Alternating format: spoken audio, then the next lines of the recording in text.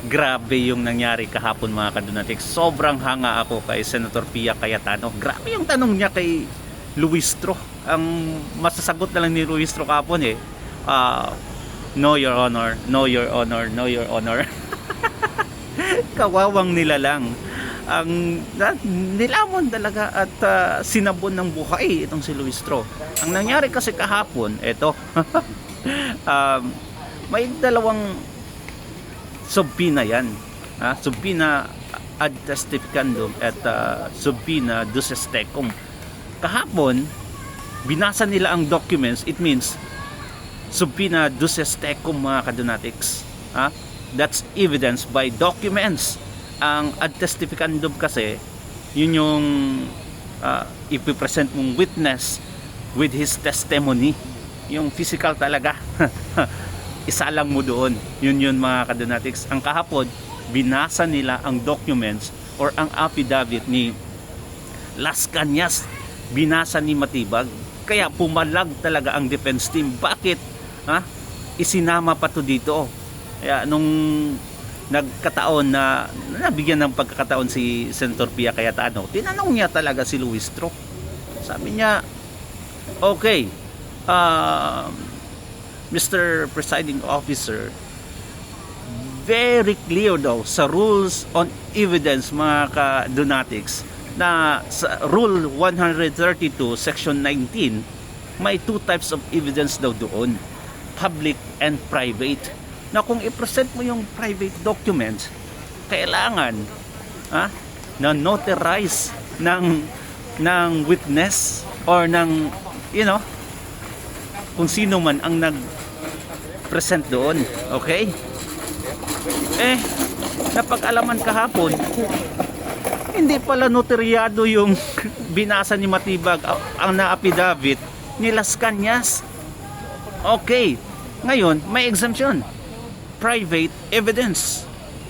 Kung private evidence naman ang ipipresent mo, dapat masatisfy mo yung tatlong requirements. At ano yun mga kadunatics? First, sa private evidence, kailangan dapat nakita ng nag-testimony ang pagsulat sa affidavit.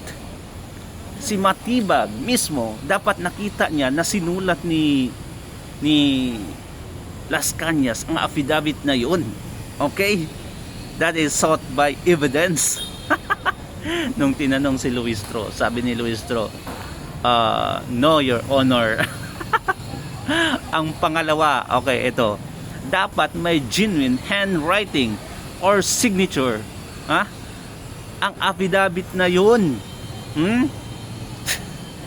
Ang nangyari, nako, unsigned pala, walang signature mga kadunatics. Can you imagine that kung magbendalo sila? Grabe. Ang pangatlo, by other evidence showing the execution of authenticity.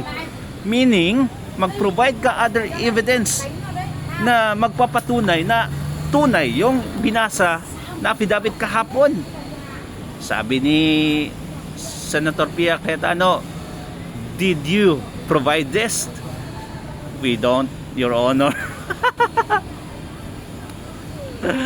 Kawawang nilalang. Grabe kung makabedalo. Kaya sinabon. Nilamon talaga ng buhay si Luistro. Pati itong si Chis Escudero. Mga kadunatics. Na-lectured pa ni Senator Pia Cayetano kasi inallowed niya yun na basahin. Can you imagine that? Ilang beses nag-object yung defense team na si Attorney Vinluan na ang galing mga kadunatics. Sabi niya, by reading that, by allowing that, Your Honor, Mr. Presiding Officer, you put credence or value to the affidavit, to the documents, which has nothing to do with the impeachment. Sa grave threat.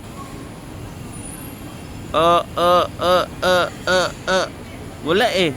Kaya nga, nung pangatlong object na ni Attorney Vinluan, ayun, kinat na. Hindi na ipinagpatuloy kasi parang na-realize na din ni Chis Escudero na nako, mali talaga to. Kaya ayun, nasupalpal din siya. Kaya yung tingin niya kay Pia Cayetano kahapon is parang nako, nagalit si Chis Escudero eh. Dapat lang ma-call out talaga siya. Ha? Dapat talaga. Sobrang bias eh. Ha? Napansin nyo din ba yan mga Kadonatics? Comment down below. Can you imagine, umabot na sila sa, sa panahon ni Tatay Digong na as mayor pa, na may in-execute daw tapos napon sa quarry. What the heck is going on? Well, anyway, grabe. Comment down below, babasahin natin yan. Thank you so much and God bless you. Ingat palagi. Bye bye.